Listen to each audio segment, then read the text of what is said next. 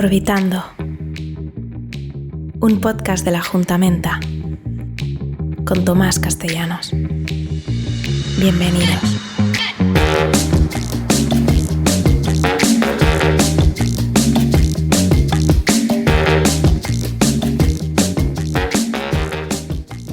Hola, ¿qué tal? Muy buenas noches, tengan toda esa gente linda y chévere que nos está escuchando. Bienvenidos a Orbitando, un podcast de la Juntamenta, donde, como ya usted sabe, estaremos hablando acerca del acontecer cultural y social cubano con total desenfado y honestidad. Abrimos con todo lo que está aconteciendo ahora mismo en el mundo del arte cubano. La película cubana Agosto es premiada en el Seattle Latino Film Festival. El poeta cubano Luis Rafael publica su libro Cartas a mi madre.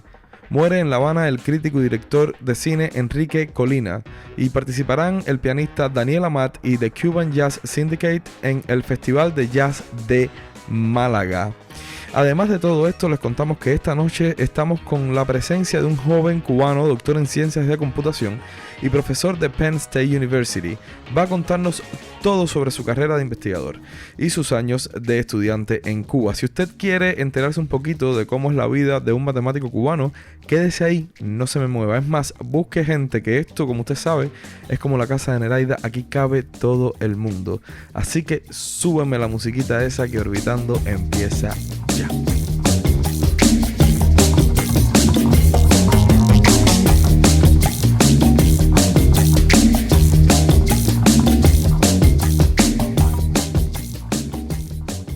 Muy buenas noches y bienvenidos todos a Orbitando. Es un placer tremendo estar una noche más aquí con ustedes, compartiendo esta suerte de orbitar juntos.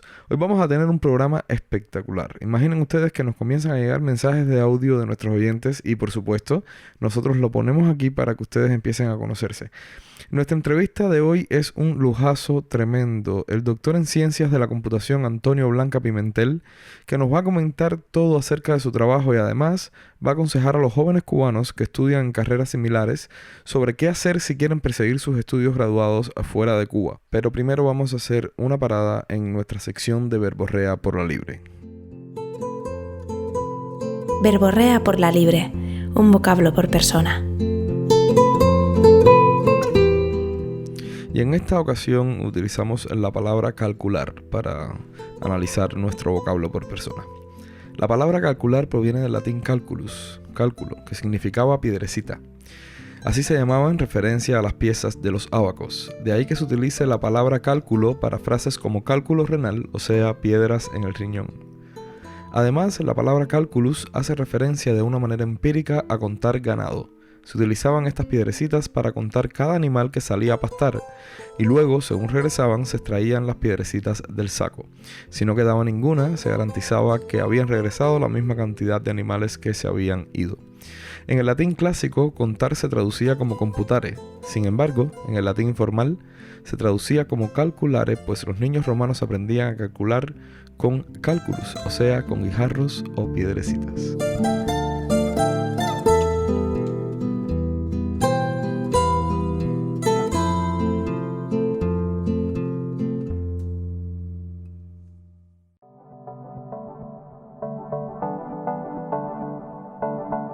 Hola, Osimilian por aquí, artista visual cubana.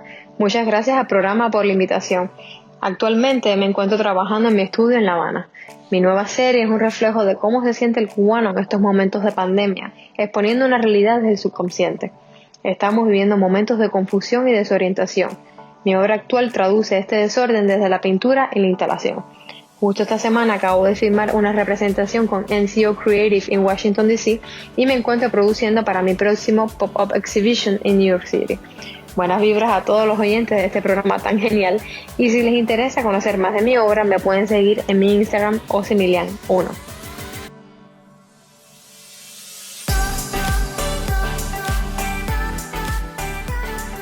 Bueno, muchísimas gracias a Osimilian por su mensaje. Y a propósito de la relación entre las matemáticas y el derecho, tenemos nuestra sección con el abogado de Orbitando, José Francisco Reyes Moreno.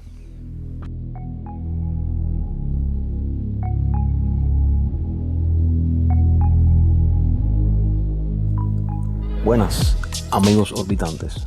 Hoy Como el tema indica, hablaremos sobre la vinculación de las ciencias matemáticas y el derecho. La norma jurídica vinculada con el cálculo, con la lógica, con la numeración. Algunos dirán que será una locura, o cómo puedes vincular el estudio de la ley con el estudio de las matemáticas. Y sí tiene mucha relación. Desde que nacemos, las matemáticas están en nuestras vidas. El cálculo, la numeración, es parte indisoluble de nosotros, al igual que la ley, al igual que el derecho. La vinculación de la norma jurídica de la ley con la matemática viene dado por las acciones o las actividades que puede desarrollar un jurista vinculado a la norma. Lo mismo para realizar análisis numéricos en litigios, en juicios, que implican repartición de bienes, ya sean tangibles e intangibles, en las indemnizaciones, en las multas, en la determinación de montos de jubilaciones y de impuestos u otro tipo de adjudicación de valores y bienes, los cuales equivalen numéricamente a lo que tengamos como patrimonio. También se usa la matemática en el derecho para aplicar modelos matemáticos que puedan tipificar algunos procederes delictivos y a la vez realizar predicciones jurídicas. Para realizar análisis estadísticos asociados a diferentes tipos de investigaciones jurídicas, análisis lógico, ya que la lógica está presente en la conformación de una norma o de una ley, y muchos de los procesos que están en los razonamientos de los jueces, abogados o fiscales. También está presente en análisis de alternativas y variantes, donde la matemática explica y aplica en la vida diaria. También vemos esa vinculación o esa relación en las probabilidades y en la toma de decisiones que pueda tener cada operario del derecho en cada país. De un modo más concreto o más específico, también lo vemos en las redacciones de documentos notariales, ya sean testamentos, a la hora de llevar a cabo la repartición de los bienes y cómo de alguna manera al acaecer el fallecimiento del testador se reparte, determinando la cuantía numérica para cada uno. La aritmética jurídica también está presente, ya que la matemática se maneja de manera cuantitativa en la conclusión jurídica dentro del litigio, en los procesos civiles, en los elementos lógicos y jurídicos. No es dable destacar la separación que tiene junto a la matemática y el derecho como ciencias, cómo se vinculan y a la vez cómo están presentes en nuestra vida. No lo olviden, que tengan un bonito día. Contigo no pasan las horas, tengo una adicción a ti. Cuando me tocas me erizas la piel. Hola, mi nombre es Liana Milanés. Quiero saludar a todos los oyentes de Orbitando Podcast y quiero aprovechar para invitarlos a que vean mi último videoclip que se llama Adicción a ti, dirigido por Felo y con un conjunto de amigos súper talentosos además en la realización. Lo pueden encontrar en mi canal oficial de YouTube, Liana Milanés Oficial. Y nada, espero que lo disfruten con el mismo cariño que nosotros lo hicimos. De lo que hacemos tú y yo, usa el don que yo pierdo el control. No, ya no hay marcha atrás. Ya tú lograste lo que nadie. Orbitando, un podcast de la Juntamenta, donde el arte cubano se trata desde la honestidad y el desenfado.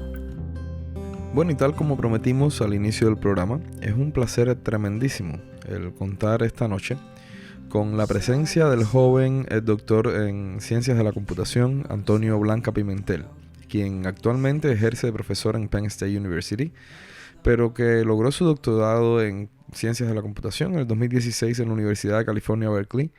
Además de esto, ha publicado en disímiles medios especializados y ha recibido premios y fellowships como el primer lugar del ACM Graduate Student Research Competition de Microsoft Research en el 2013, el NSF Graduate Research Fellowship o el Google Hispanic Scholarship del 2009, entre otros muchos.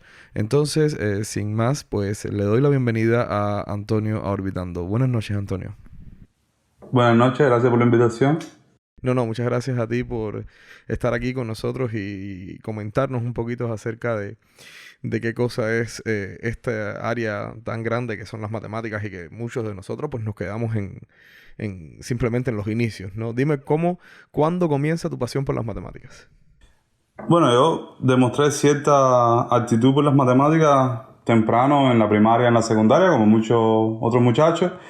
Esta actitud evolucionó a pasión en el pre, cuando entré en el grupo de alto rendimiento de matemáticas en la Lenin. Y finalmente esta pasión maduró y se convirtió en mi profesión. Fue lo que estudié en la universidad y después en mi doctorado. Qué bien.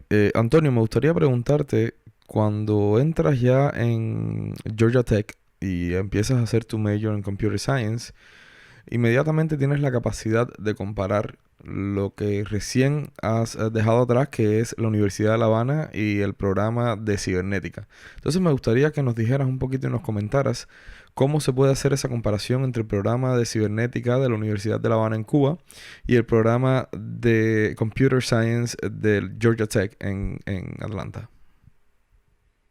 Ok, yo pasé 2 años solamente en la Universidad de La Habana. Completé los 2 primeros años de cibernética. Y completé 3 años en Georgia Tech.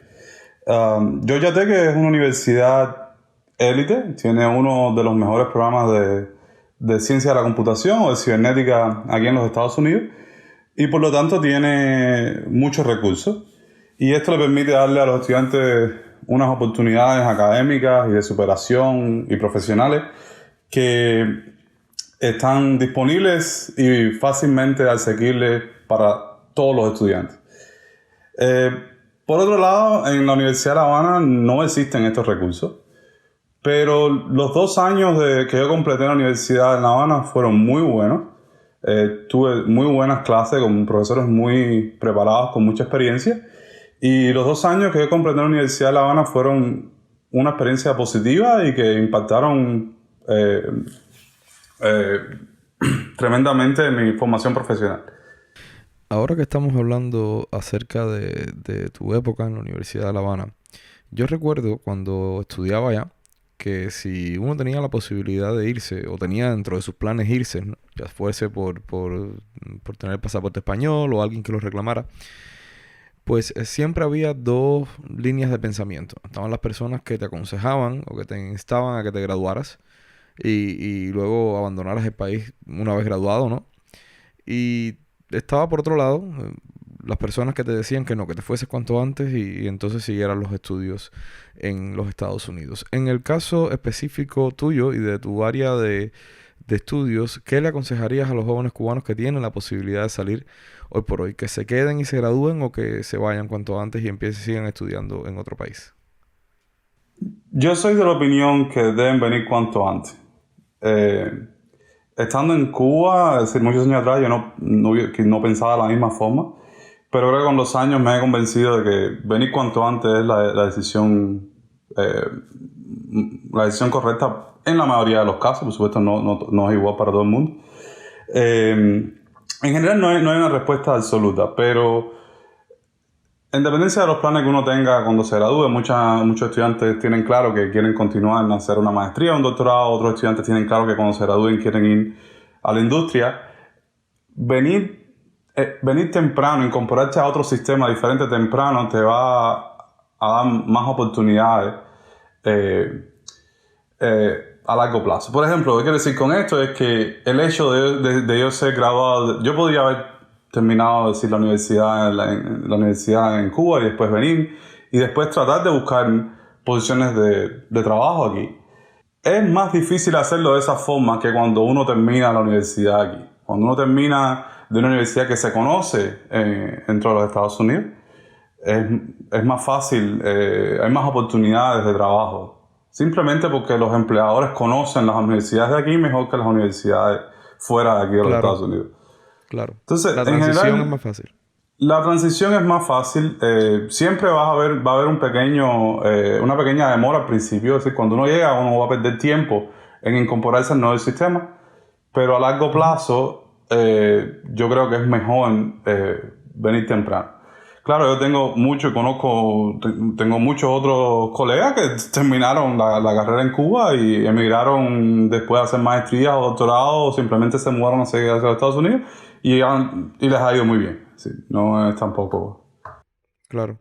Y para los jóvenes que ahora mismo ese ejemplo que estás utilizando y me sirve de pie.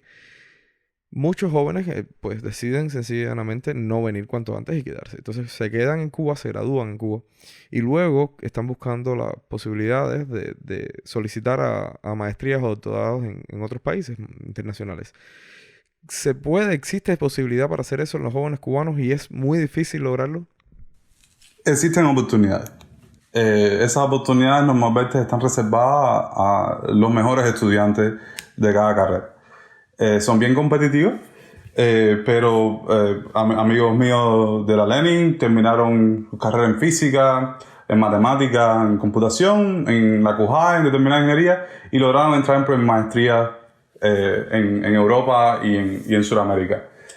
Hay programas en Europa programas de maestría en Europa que están diseñados para atraer estudiantes de Latinoamérica y de África y de países en desarrollo, y estas maestrías normalmente no son gratis, es decir, los estudiantes no tienen que pagar mientras están completando.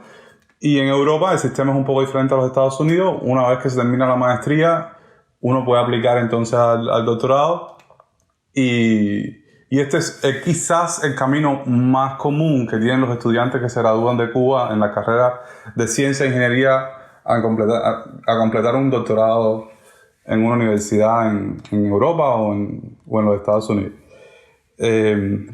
Algunos casos que conozco, son muchos menos los casos que conozco que logran hacerlo, son estudiantes que terminando la carrera logran entrar en programas de doctorado en Europa o en Brasil, y sin tener que hacer la maestría. Pero normalmente cuando uno termina, y esto no es un fenómeno único de Cuba, cuando uno termina en una carrera en una universidad que en un país chiquito o simplemente en un país en que no hay conexiones fuertes con el otro país donde uno quiere estudiar, es mucho más fácil y mucho más común hacer un máster, una maestría, y después de la maestría aplicar el doctorado. A propósito de esos estudiantes que recién terminan o están ya terminando su carrera en Cuba y quieren hacer una maestría para luego seguir el doctorado, ¿existe algún método que deben seguir o existe algún consejo que les darías cuando ya están a punto de graduarse? No sé si estudiar el idioma a la beca que piensan aplicar, o si existe algún test que sea estándar para todos. ¿Puedes ahondar un poco en ese tema? Lo más aconsejable sería buscar estudiantes que del un año mayor, 2 años mayores, 3 años mayores, claro, que han logrado recientemente, claro, entrar en estas maestrías. Normalmente existen ya estos lugares, por ejemplo en Brasil, muchos estudiantes que terminan el programa de matemática en Cuba van a hacer maestría en Brasil, en un instituto de matemática en Brasil. Existe esta conexión, claro, ya y el instituto en Brasil sabe, ya hay caminos creados, y esto es el caso también en cibernética, en matemática hay conexiones en Francia, hay conexiones en España, hay conexiones en Inglaterra. Yo no estoy muy familiarizado con este proceso, porque este no fue el camino que yo tomé. Yo simplemente conozco amigos míos que lo han hecho. Sé que las oportunidades existen, me llegan, que tú sabes, de vez en cuando me mandan mensajes que trate de promocionar determinada oportunidad de maestría para estudiantes latinoamericanos, etc. Pero es una pregunta muy amplia que depende mucho de la carrera que esté estudiando y del tipo de maestría que quiera hacer, y lo más aconsejable sería buscar a alguien que haya hecho algo recientemente. Aquí quiero mencionarte que nosotros hay un grupo que se llama Becas para Cubanos en Facebook, que es corrido por María Carla Sichuen, que es en Miami, y el grupo lo que hace es darle consejos a los cubanos que están tratando de buscar maestría. Oh, qué bueno está eso.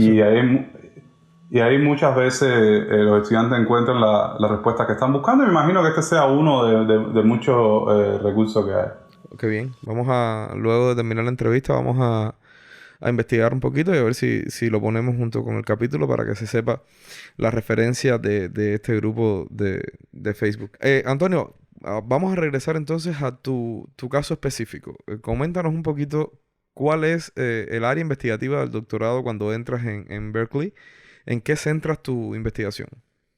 Mi doctorado en Berkeley fue en computación, específicamente en un área de investigación que se llama teoría de la computación, que es la intersección entre las matemáticas y la computación. Mi trabajo de doctorado se enfocó en los algoritmos aleatorios. Los algoritmos son secuencias de instrucciones que las computadoras y nosotros, los humanos, usamos para resolver problemas. Por ejemplo, todos aprendimos a sumar, restar, multiplicar, dividir números cuando estábamos en primaria, y para esto nosotros usamos secuencias de instrucciones, secuencias de pasos a seguir para hacer estas operaciones, y estos son algoritmos. Claro. Las computadoras necesitan algoritmos para todo. Es decir, nosotros necesitamos enseñarle a la computadora a explicarle paso a paso cómo hacer cada una de las cosas que nosotros queremos que la computadora haga.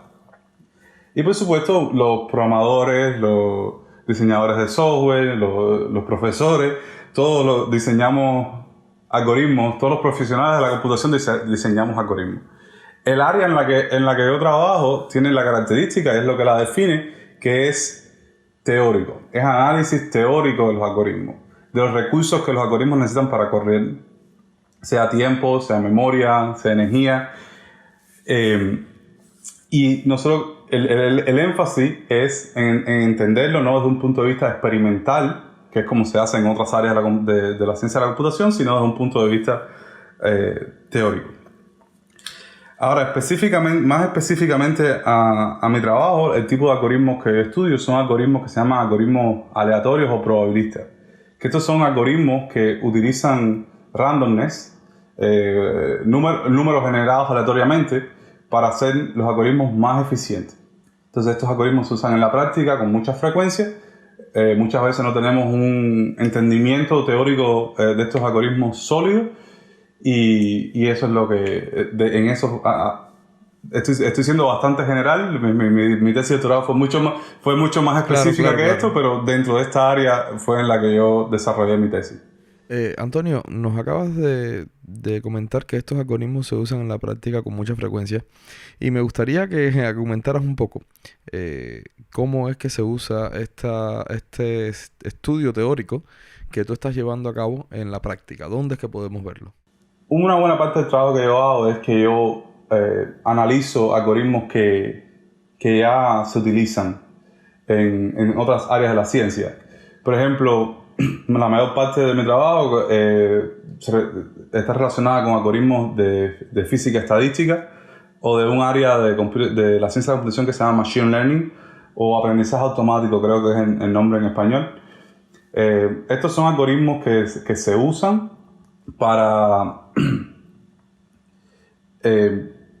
hacer una cosa que se llama sampling, que es básicamente obtener data de determinadas distribuciones probabilísticas, y estos algoritmos se usan sin un análisis teórico. Entonces, lo que yo he hecho en mi trabajo en algoritmos populares, en física estadística, sobre todo, ha sido proveer un análisis teórico de estos algoritmos, diciendo qué tiempo se van a demorar en correr en el caso peor. En otros casos he logrado demostrar que hay casos en que el algoritmo tomaría demasiado tiempo y que no se debería usar en ninguna aplicación. Y esto es importante también porque estos son simulaciones que se están corriendo en la física estadística, y cualquier glitch que tengan estos algoritmos, que tengan bias, que no estén produciendo lo que se supone que estén produciendo, hace que todos los experimentos que estén haciendo después estén incorrectos. Ya entiendo. Y Antonio, una duda que tengo. ¿Cómo es que se financia primero los estudios de maestría y los estudios de doctorado? Y luego, ¿cómo financias tú como profesor de Penn State University cada una de esas investigaciones que estás llevando a cabo? ¿De qué manera se pagan todos los recursos, tanto humanos como materiales, que se necesitan para llevar a cabo esas investigaciones? Ok, vamos a empezar desde cómo tienen dinero los profesores, porque cuando los profesores tienen dinero, así se financian los estudiantes. En dependencia del área, pero la mayor parte de los fondos para la investigación aquí en los Estados Unidos lo provee el gobierno. Hay una organización que se llama National Science Foundation, NSF, que es la que financia la investigación fundamental. Cuando la investigación es más aplicada, ya estamos hablando de distintas ingenierías, entonces el Departamento de Defensa invierte mucho en investigación, y Y entonces la industria invierte mucho en investigación también. Pero ya esto está mucho más relacionado con aplicación. En las ciencias biológicas hay otra organización del gobierno que se llama NIH, que invierte considerablemente en investigación en las ciencias biológicas. Entonces, como profesor o como investigador, yo solicito a National Science Foundation, porque mi research es investigación fundamental, así que el National Science Foundation es la organización más natural a la que yo le solicito fondos. Yo le solicito determinados fondos para cubrir mi investigación por un número de años, y estos fondos incluyen dinero para pagar a estudiantes. Entonces, así es como los estudiantes de doctorado son financiados. Cuando tú eres ahora como estudiante, tú estás aplicando a un programa de doctorado, lo que debes esperar, al menos en las ciencias técnicas, es que el doctorado va a ser gratis y vas a recibir un estipendio que te va a ser suficiente para vivir como estudiante. No va a ser una suma de dinero muy grande, pero va a ser suficiente para vivir. Yo viví por 5 años con un estipendio. Además de beneficios de alojamiento cerca de la universidad y esas cosas, me imagino. Eso varía mucho de universidad a universidad. Normalmente, si las universidades están en lugares como New York o San Francisco, que la renta es muy cara, las universidades también ayudan a los estudiantes a encontrar dónde vivir.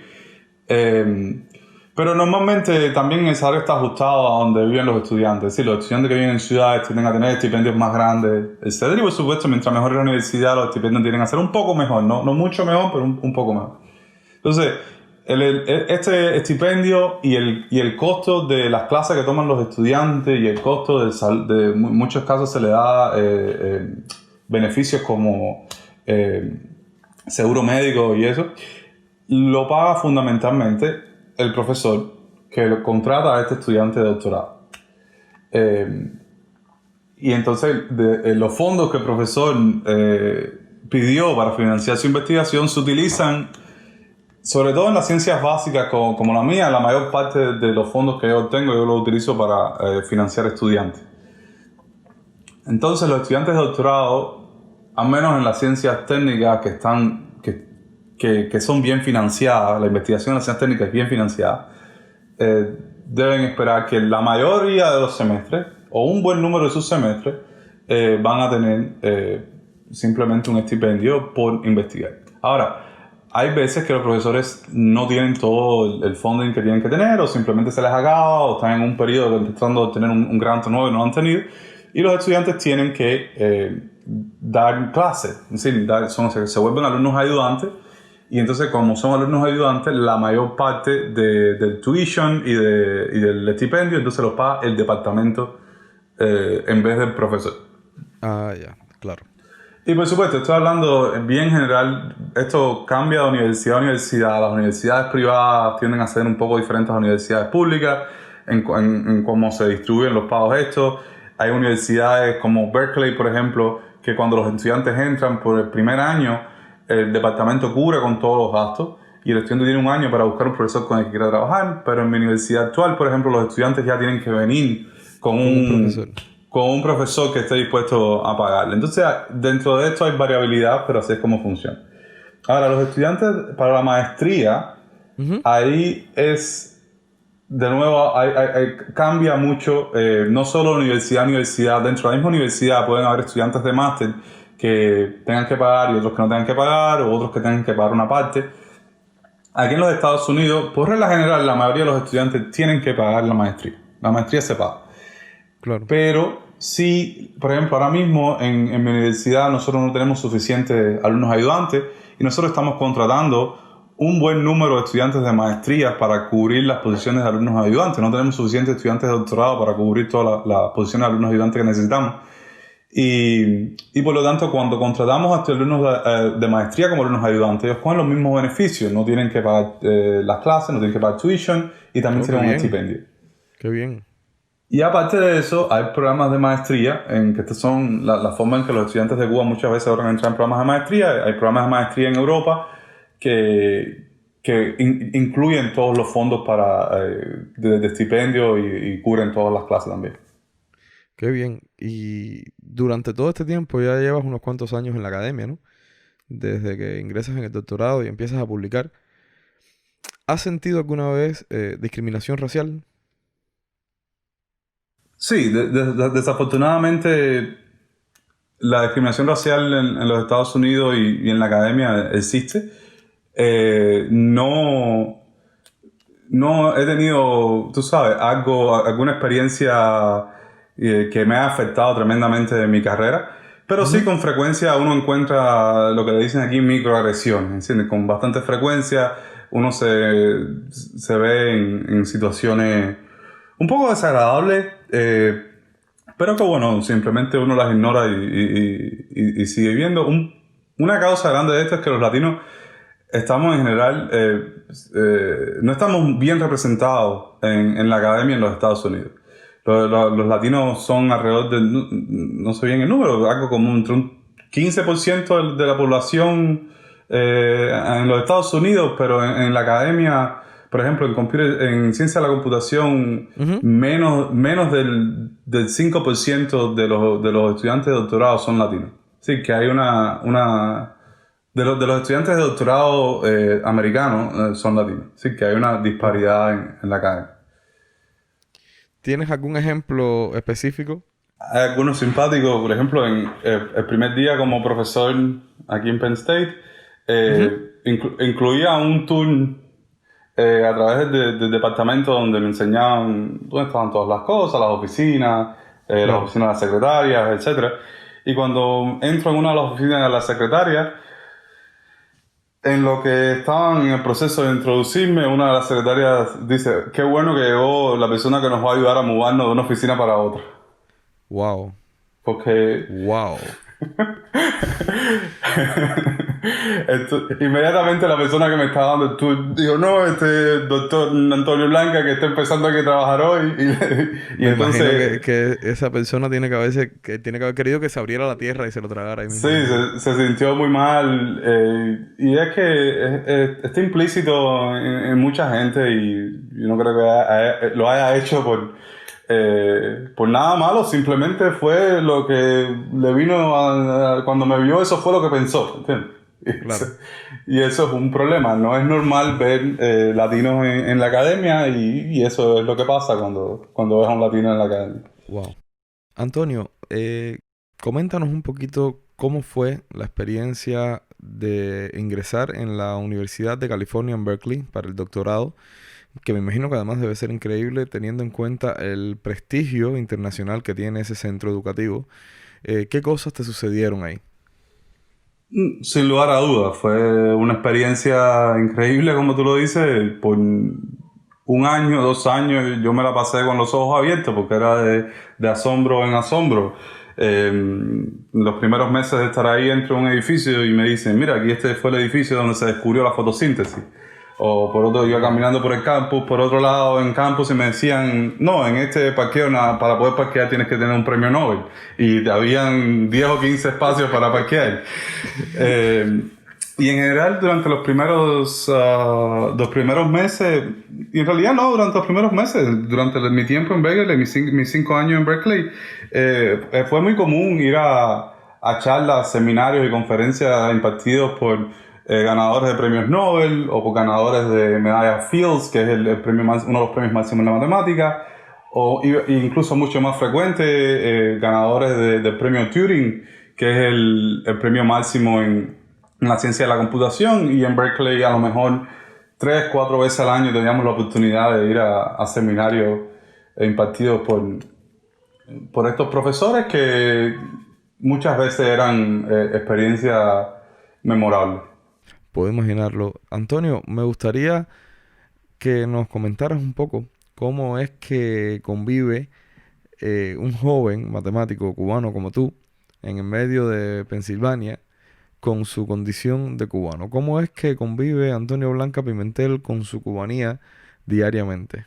Ya es más fácil. Yo llevo 14 años aquí en los Estados Unidos, pero en los primeros años, sobre todo cuando empecé en Georgia Tech y en los primeros años que empecé a investigar, Una de las cosas que tuve que hacer fue cambiar muchos de los manerismos que tenemos nosotros. Por ejemplo, tuve que aprender a escuchar, tuve que aprender a no interrumpir tanto cuando estaba colaborando con otra gente. Y esto era una cosa que yo creo que es una característica de algunos cubanos, bastante frecuente en cubanos, y fue definitivamente algo que tuve que aprender a mantener bajo control. Otra cosa que aprendí, yo diría que en los primeros 5 años de haber estado aquí en los Estados Unidos, fue que, y estaba en la academia en general, no en los Estados Unidos, es que yo me sentía, cuando yo llegué aquí, yo me sentía algo especial por ser cubano. Y tuve que aprender que en realidad todo el mundo se siente algo especial por ser del lugar de donde es. Y el talento viene de todas partes, y eso yo lo he aprendido. He conocido gente increíblemente talentosa, increíblemente trabajadora, de todas partes del mundo. Y esto fue algo que tuve que aprender. Ahora, ya diariamente mi familia es cubana, mi esposa es cubana, la mayor parte de mi familia vive aquí en los Estados Unidos. Mi convivencia en el día a día es con cubanos, y entonces en este ámbito no tengo que mantener mi cubanía bajo control, puedo darle rienda suelta a tu cubanía. La puedes liberar completamente cuando llegues a la casa. Antonio, muchísimas gracias. Muchísimas gracias por haber aceptado nuestra invitación, por habernos regalado una entrevista tan interesante como la que nos has dado esta noche. Y te voy a pedir entonces que despidas el programa, pues dirigiéndote a los oyentes de Orbitando y dejándoles un mensaje a aquellos que te están escuchando esta noche en el programa. Bueno, a todos los que están estudiando, mi consejo es que sigan su pasión y que traten de convertir su pasión en su profesión. Si logran hacer eso va a contribuir grandemente a su felicidad, y eso es lo que les recomiendo. Muchísimas gracias por haber estado aquí esta noche con nosotros. Gracias a ti por la invitación. Sabes que aquí tienes las puertas abiertas cada vez que quieras regresar a comentarnos un poco de cómo va esa investigación tuya. Ok, tomaré la invitación en serio. Muchas gracias. Muchas gracias a ti. Un abrazo bien grande. Chao. Orbitando Podcast. Un programa cultural hecho a tu medida. Bueno, y vamos a empezar como dijimos en el inicio, a reproducir mensajes de voz que nos llegan desde distintos lugares.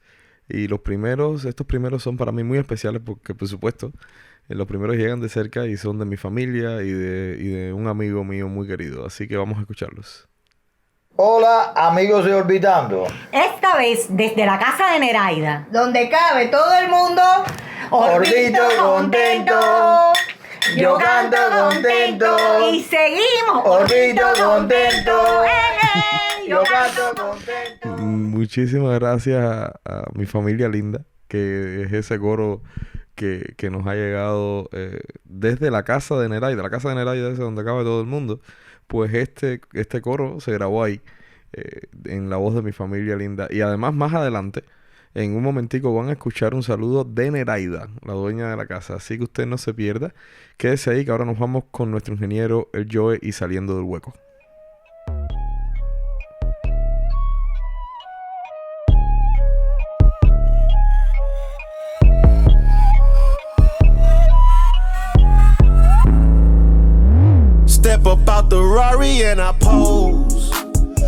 Hola, un saludo tengan todos los oyentes de Orbitando y un saludo especial para la Juntamenta. En el post de la semana de saliendodelhueco.com analizamos el Mixed Reality o realidad mixta. La realidad virtual ha estado presente en las películas de ciencia ficción desde hace ya algunas décadas. En Star Trek, Back to the Future 2 y hasta en Iron Man puedes encontrar el concepto. Es por eso que el concepto en sí puede que te sea conocido. Pero ¿sabías que muchas de estas películas lo que muestran no es realidad virtual? En muchos de estos casos lo que se muestra es Mixed Reality o realidad mixta.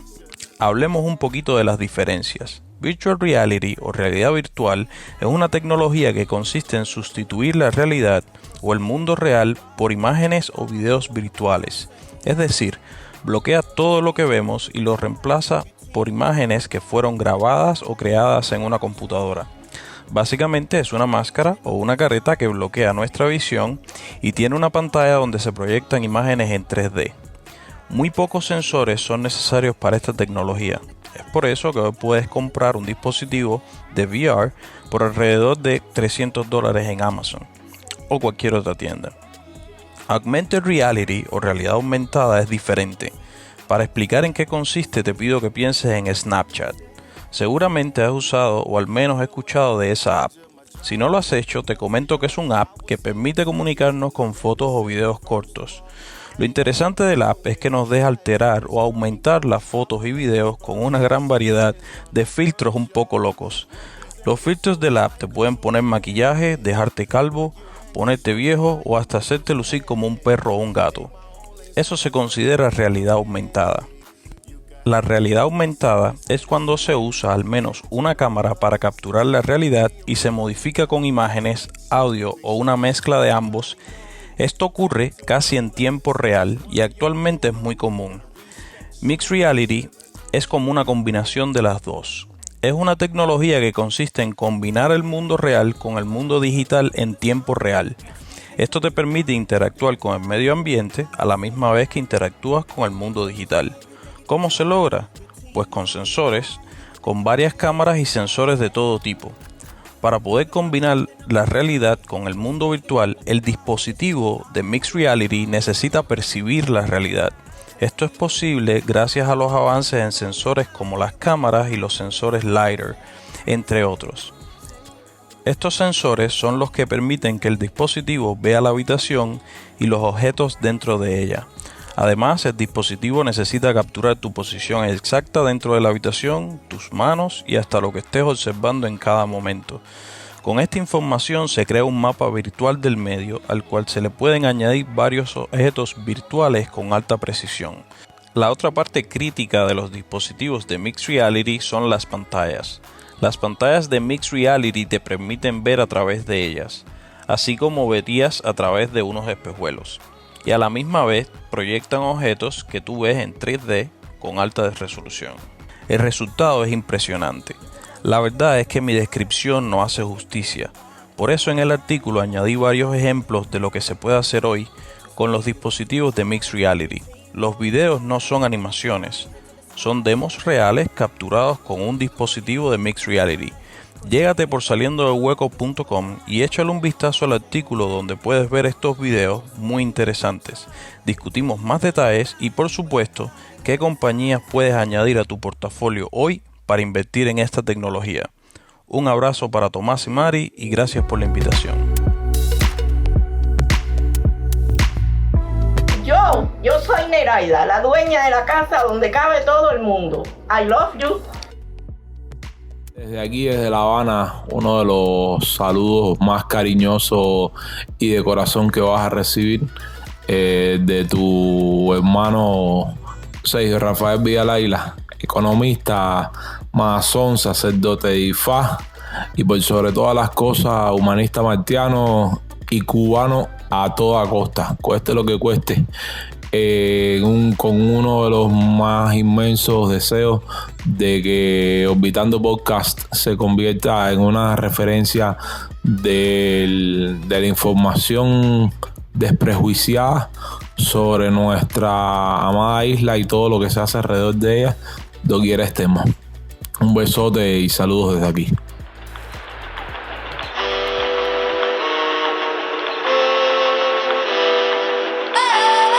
Pepillarte. Ate para los pepillos.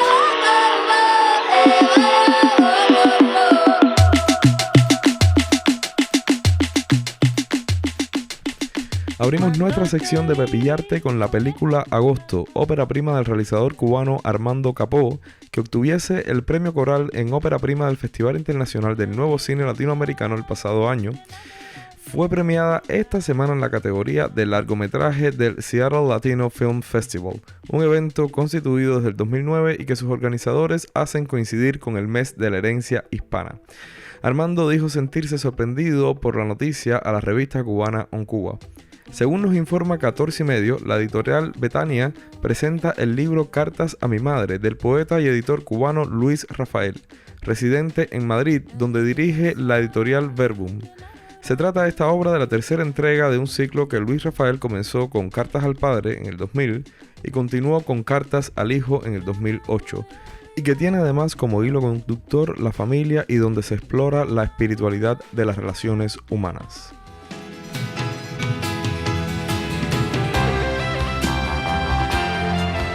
El pasado martes 27 de octubre, la noticia de la muerte del cineasta cubano Enrique Colina se hacía eco en todos los medios informativos cubanos alrededor del mundo. Con una carrera de más de 30 años en el cine cubano, Colina dirigió películas y documentales como Estética, Vecinos, How, El Unicornio, El Rey de la Selva, Entre Ciclones y La Vaca de Mármol, entre otros. Estética sentó pautas en la documentalística nacional y ejerció una notable influencia en los realizadores cubanos. Su labor como crítico de cine alcanzó amplia visibilidad social en 24 por segundo. Desde Orbitando queremos enviar nuestro pésame a su familia y amigos.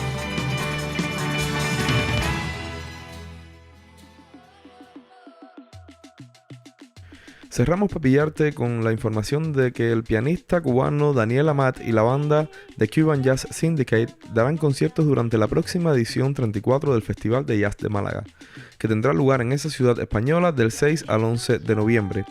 Daniel Amat, a quien muchos consideran uno de los grandes del jazz universal, se presentará con el contrabajista español Francis Posé en el Teatro Cervantes de Málaga. A The Cuban Jazz Syndicate lo lidera el baterista Michael Olivera, artista que con este grupo ha obtenido varios premios y nominaciones a los Grammys Latinos. Cuenta con la voz de Miriam La 13 y el piano de Pepe Rivero, un compositor que se distingue por mezclar ritmos afrocubanos con elementos del jazz y la tradición clásica.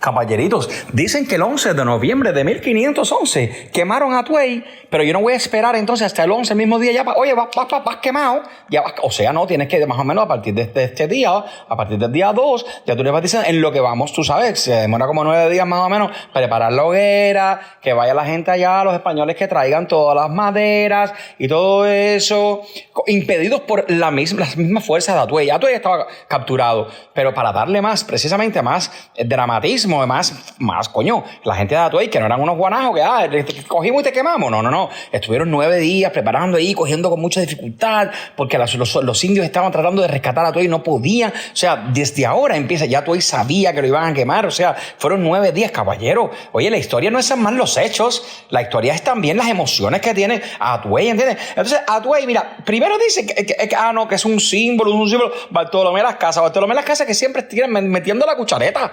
Cada vez que nosotros veíamos, pero los españoles no eran malos, por fin eran malos, no eran malos. Vamos a hacerle caso a Bartolomé Las Casas, no vamos a hacerle caso a Bartolomé Las Casas.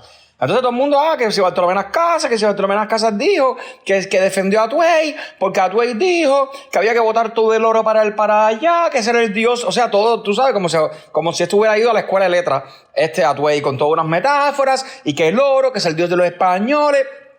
Entonces, decía Atuey, mira esto, decía Atuey que como los españoles eran unos cobardes, porque como no podían superarlos a los indios en valor, tenían que usar entonces las herraduras impenetrables. O sea, Atuey, ¿qué pasa, mi hermano? Eso es un problema, tú sabes, es tecnología contra valor. O sea, ¿qué tú me quieres decir aquí? Claro, si no tienen valor, pero tienen la tecnología. Aquí lo que importa es el final, caballero. Si ganan, te ganan. Y tú con palo y piedra no vas a llegar a ninguna parte, Atuey. O sea, te pusiste bien impráctico. Y tengo que señalar algo. Porque si Atuey, se puso impráctico, se puso a tirarle palo y piedra y lo cogieron y lo quemaron. Caballero, pero entonces, ¿por qué después? O sea, como para burlarse, le ponen a la cerveza, le ponen a Atuey. ¿Entiendes? En vez de ponerle a la cerveza Taoro, que es el nombre del otro indígena que se ahogó con ¿cómo se llama? Con la cáscara de mango. Porque si tú le pones a la cerveza con la cara de Atuey, pero le pones Taoro, cuando le echas así en la hoguera, le echas todo ese jugo de mango a Atuey, pues coño, revive un poco ahí, por lo menos, un poco chamuscado, sí, pero él puede seguir tirando palos y piedras después. Pero cuando tú, pero simplemente le dices a Atuey y la cerveza es Atuey, entonces es como que Atuey me ayudo a mí mismo tirándome cerveza por la cabeza, pero la cerveza tiene un componente alcohólico. Pónganse jacobinos. Sí, puede ser, tiene claro, líquido, pero es el fuego, las llamas crepitan más, ¿ok? Y se achicharra muchísimo más. El pobre Atuey. Así que por favor, pónganse Jacobino. Tenían que haberle puesto al jugo con aquel que se ahogó. Entonces, porque el otro, el cacique Taoro, que es el que se ahoga con aquella famosa semilla de mango, a él no tienes que tomar jugo de mango. O sea, le das una cerveza y a él sí le resuelves el problema de la cáscara, pero a Tuey no. ¿Ok? Orbitando Podcast, la voz del arte cubano. Y de esta manera llegamos al final de nuestro 7º capítulo de Orbitando Podcast. Quiero despedirme leyéndoles algunos datos que se encuentran en la página oficial del gobierno de los Estados Unidos. Las elecciones para presidente de los Estados Unidos se realizan cada 4 años, el primer martes después del primer lunes de noviembre. Las próximas elecciones presidenciales serán mañana, 3 de noviembre de 2020. En otras elecciones que se llevan a cabo en los Estados Unidos, los candidatos son elegidos directamente por el voto popular. Sin embargo, en el caso de las elecciones para presidente y vicepresidente, el resultado no depende directamente del voto ciudadano. Los ganadores son determinados por el voto de los electores, quienes son parte del proceso llamado colegio electoral. El utilizar electores como parte del proceso está establecido en la Constitución. Fue una manera de encontrar un punto medio entre un voto popular ciudadano y una votación en el Congreso. Para ser candidato a la presidencia de los Estados Unidos, usted debe ser ciudadano por nacimiento, tener por lo menos 35 años de edad y haber vivido 14 años en los Estados Unidos. De paso, recuerde también que si se va a hacer un selfie con ese sellito que dice I voted, y lo voy a poner en las redes sociales, nos puede taggear porque estamos en todos lados y les agradecemos eternamente cada like, cada comentario. Cada vez que usted se toma el trabajo de enviarle el programa a sus amigos y a su familia, pues nosotros nos sentimos mucho más agradecidos. Mi nombre es Tomás Castellanos y a mi lado tengo a mi Mari Bella, que siempre está saludándolos desde el Total Mutismo. Ustedes no se olviden que aunque nos veamos en 15 días, siempre estaremos ahí a su lado orbitando. Muchas cosas lindas, un abrazo y chao.